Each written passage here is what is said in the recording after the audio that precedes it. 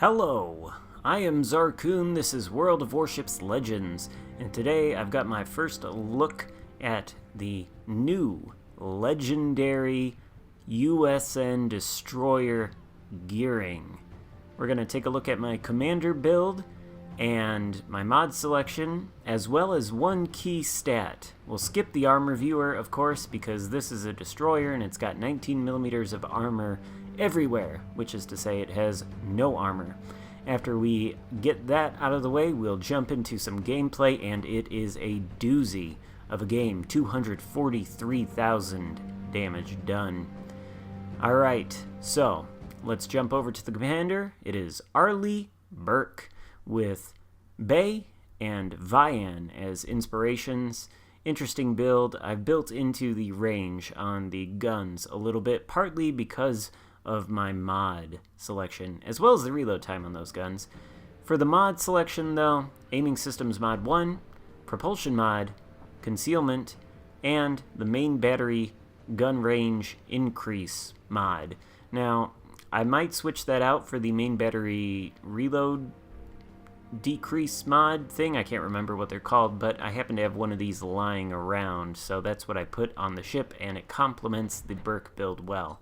But I want to point your attention to the torpedo stats on the gearing here. 16.5 kilometer range on these things, 66 knots, so they're not slow either. That is... well, let's discuss that later. Let's jump into the gameplay now. Tears of the Desert, domination mode game. We're in the gearing. The torpedoes, I'm going to talk about those before I get into the rest of the stats. Yeah, let's just do that, because 16.5 kilometers is a little bit ridiculous. I don't think you're ever going to have to use torpedoes that range out to quite that far, and if you were going to try to torpedo a target at, say, 14, 15 kilometers, good chance they're going to be moved out of the path of your torpedoes before they even come close. On the other hand, you got a reversing battleship, perhaps a Jean Bart, that you come up against. Well, I guarantee you that Jean Bart is not going to reverse out of your torpedo range. And perhaps if a ship is sailing away from you, they aren't going to get out of your torpedo range either. Still, 16.5 kilometers, a little bit excessive. The torpedoes also do, I think, 17,900 damage, so they hit fairly hard, and frankly, they are very usable at 66 knots. I think that makes them the fastest torpedoes on any American destroyer so far introduced in the game. As far as the other stats go on the ship, 19,400 hit points, not too shabby, a little bit less than the Khabarovsk at the legendary tier, but, you know, pretty robust hit points count. The guns, 6 127mm guns, 12 kilometer range on this build, 2.9 second reload, extremely fast, 7.2 second turret traverse, lightning quick, 1800 max HE shell damage, 5% fire chance, 2100 max AP. Now, pretty good gun characteristics, nothing too dissimilar from other American destroyers, except the reload is a little bit faster than the Fletcher. And I think that is the most apt comparison to make as far as this ship goes. Essentially, this ship is like a super-powered Fletcher. That is my opinion of it. See those torpedoes going into that gap there? Initially, I felt like that was a mistake because I only could launch one set, but it's going to turn out to be actually a very, very good thing as these two torpedoes hit the Yamato, firing the guns for the first time as well, trying to get a fire. But I'm going to give up on that and sail closer to this island so none of these ships on the other side of it can hit me.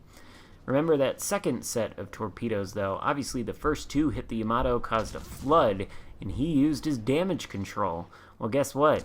He's not thinking about those second ones, and that right there is a perma-flood, which is going to spell his doom and also net me a lot of damage done. So, the other destroyers that they've introduced so far into the game, namely the Khabarovsk and the Shimakaze, very different destroyers, almost polar opposite. Khabarovsk, gunboat, through and through, with short-range torpedoes that are really only good for ambush situations or self-defense situations. Shimakaze, on the other hand, pure torpedo boat. Wicked torpedo boat, you might say. Gearing, something of a hybrid. It's got excellent guns that fire really, really fast, do a lot of damage to the superstructures on battleships, as well as lightly armored cruisers and other destroyers. I don't think anything at the legendary tier so far, and frankly, tier 7, is going to beat the reload time of the Gearing, except for perhaps the Fletcher, which might rival it. Even so, you got 6 of these guns, so that's 1 more than the Fletcher, and they're set up in actual turrets instead of the way the Fletchers are set up all down the center line of the ship, which makes them easier to use, at least in my opinion. By the way, we liquidated that Yamato, and we have 116,000 damage done so far. Gonna open up on this Yamato. Did see a Cleveland or some radar cruiser in the area before, but he is dead, so we should be safe to smoke up and essentially use this smoke to pile on a bunch of damage on this Yamato, and also this Gross Occur First, who we are going to launch some torpedoes at. Kind of just hoping he'll slow down and take these. Can't remember if he ends up doing that. And in any case, the Gearing can function with torpedoes and with guns, putting it somewhere in the middle of gunboat and torpedo boat, kind of like, you know, a hybrid. It's also got the long duration American smoke screen, which you can sit in and bomb on battleships with. Lots of smoke puffs coming out of the smoke generator, so it makes a wide cloud, makes it difficult for enemy destroyers who want to torpedo your smoke screen to choose the right location, especially if you're moving back and forth, which you should be. So, of course, that's nice. And speaking of moving around in this ship, 36 knot speed, I think a little bit on the slower end of average for a lot of high-tier destroyers in this game. 640 meter turning circle though, which is pretty tight, and 3.6 second rudder shift, which is nice and responsive. Also concealment on this build, of course, with Bay as one inspiration, 5.5 kilometers. So pretty not detectable. Very nice. And as you can see, you know, we've been piling on the damage to this Yamato and this Gross Occur First, and we are up to 158,000 damage done. I think we lit fire on that GK as well, and hopefully that's going to continue to burn for a while. It looks like we're very close to finishing off the Yamato as well. What do I think of this ship, though? Frankly, I think this is my favorite American destroyer that I've ever played. It is so powerful. It's an excellent gunboat. It's an excellent torpedo boat as well. Very good 1-2 combo with the long-range torpedoes.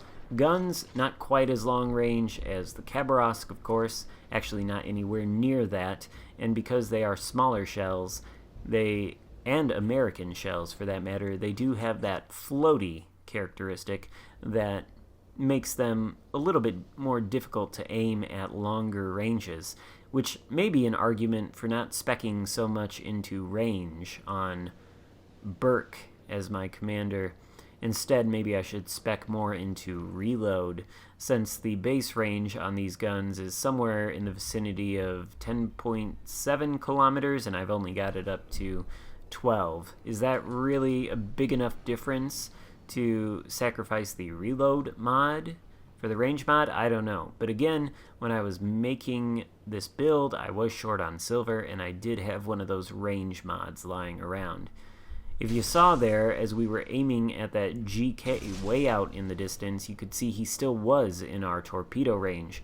But we have elected to shoot instead at the area the Alaska was traveling to. Now, he's radared us. We've kicked on the engine boost, and we are reversing behind the cover of this mountain range here so that he can't shoot us. We'll wait out his radar, and then when it goes away, we will push out again and spot him along with the rest of the enemies. since it appears that the entirety of my team is dead across all other locations on this map, and the remaining 5 ships are all over here, which leaves me as the only ship available to spot any targets for my friendly teammates. And I was not really expecting the Alaska to be that close. Again, 5.5 kilometer detectability, as it says to the right of the minimap, so don't want to get too close to that Alaska. He's going behind an island, taking a couple pot shots at him before he vanishes. And, you know, I just realized I didn't tell you how many torpedoes the Gearing has. It has 10 of them, and they reload in, I think, over a minute and 30 seconds. It's a pretty long reload, but since there are 10 of them, and since they range out to 16 kilometers, they are good zoning torpedoes. Just very powerful ship all around. I mean, we've done 175,000 damage so far. I think we've got the high caliber medal and the liquidator.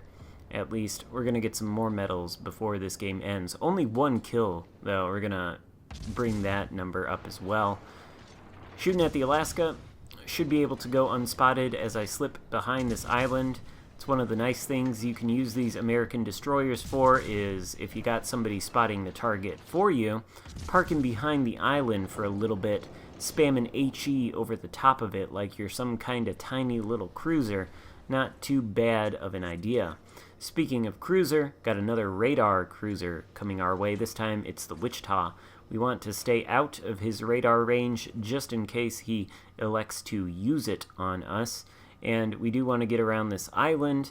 Looks like our teammates do have a line of sight on him. We're going to torpedo the gap here using our zoning torpedoes. We think some battleships might come around that corner, and they might take those torpedoes. The Wichita, though, he is our primary concern. If our teammates are not spotting him, then we definitely have a spot secured on him, but we are within his radar range, so we do want to travel a little bit further away from that, and it might not be a bad idea to get into this capture circle and take it for our team, since the points situation is so close. Looks like our zoning torpedoes are, in fact, going to hit a target, and it will be the Grosser first. And it looks like we don't have quite enough oomph to take him out, so the flooding is going to have to do that for us, which puts us over the 200,000 damage mark. And since those torpedoes are such long range, they're still going. Still a chance that they might hit yet another ship. Wichita takes a wicked hit, as we do hit another ship. It's the Vanguard. We take him out. Salvo is out on the Wichita. Double strike. 2 ships. Bit of a cheeky kill on that Wichita, you know, just sort of securing that kill. That puts us up to 4 kills with 231,000 damage. So I think over the course of this game I have aptly demonstrated to you both the power of the guns and the power of the torpedoes on this Gearing.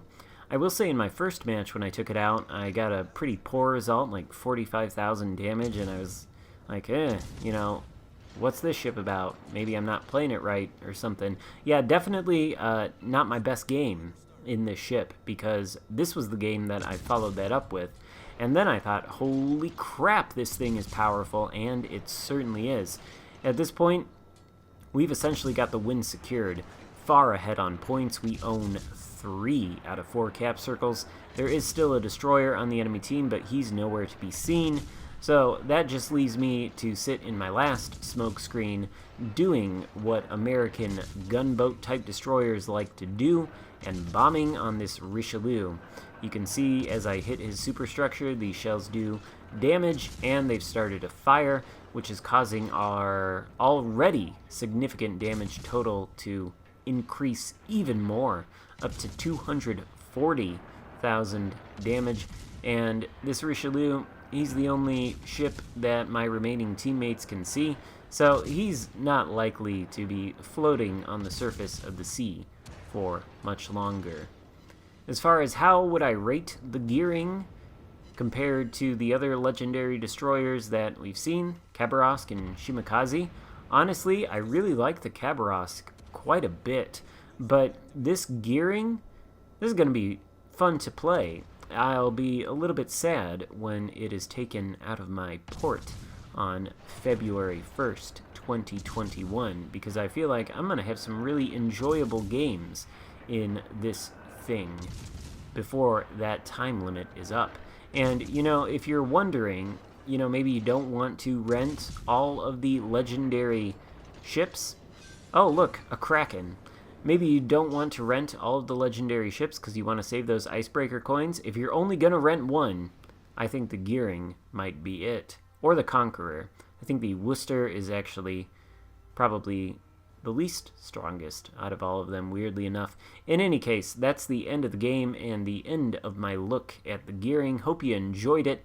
If so, give it a thumbs up and consider subscribing if you haven't already. Thank you so much for watching, and I will see you next time. Goodbye.